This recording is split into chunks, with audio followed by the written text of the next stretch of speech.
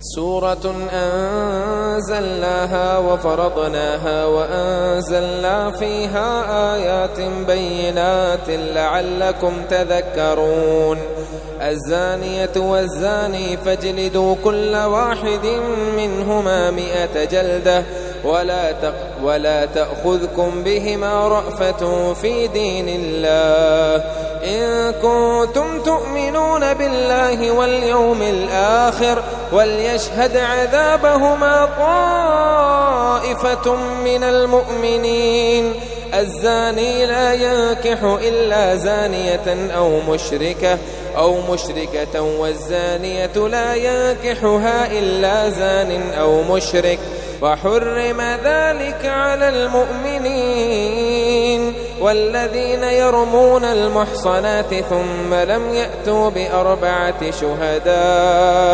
بأربعة شهداء فاجلدوهم 80 جلدة ولا تقبلوا لهم شهادة أبدا وأولئك هم الفاسقون إلا الذين تابوا من بعد ذلك وأصلحوا فإن الله غفور رحيم.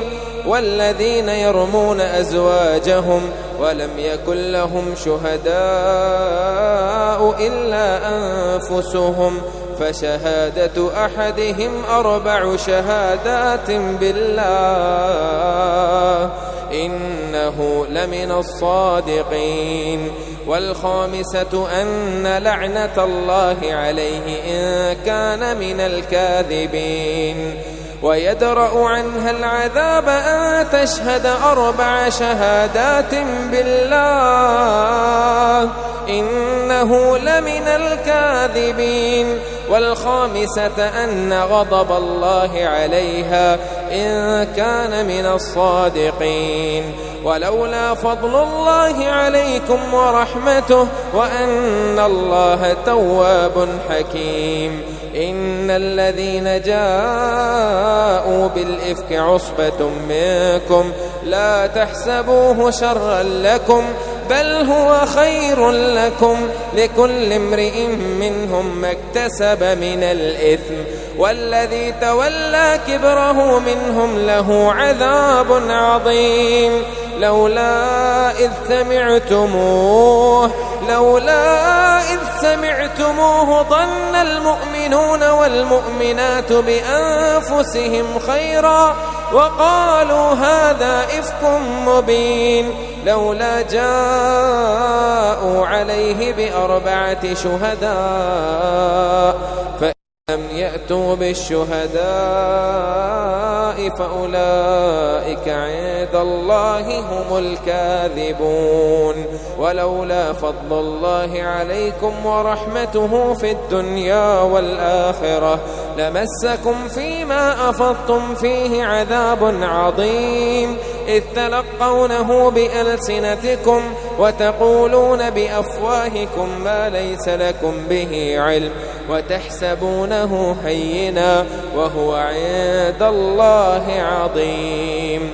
ولولا إذ سمعتموه قلتم ما يكون لنا أن نتكلم بهذا سبحانك هذا بهتان عظيم. يعدكم الله أن تعودوا لمثله أبدا إن كنتم مؤمنين ويبين الله لكم الآيات والله عليم حكيم.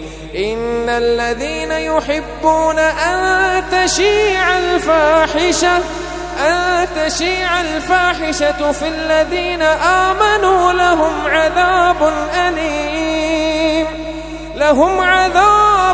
أليم في الدنيا والآخرة والله يعلم وأنتم لا تعلمون.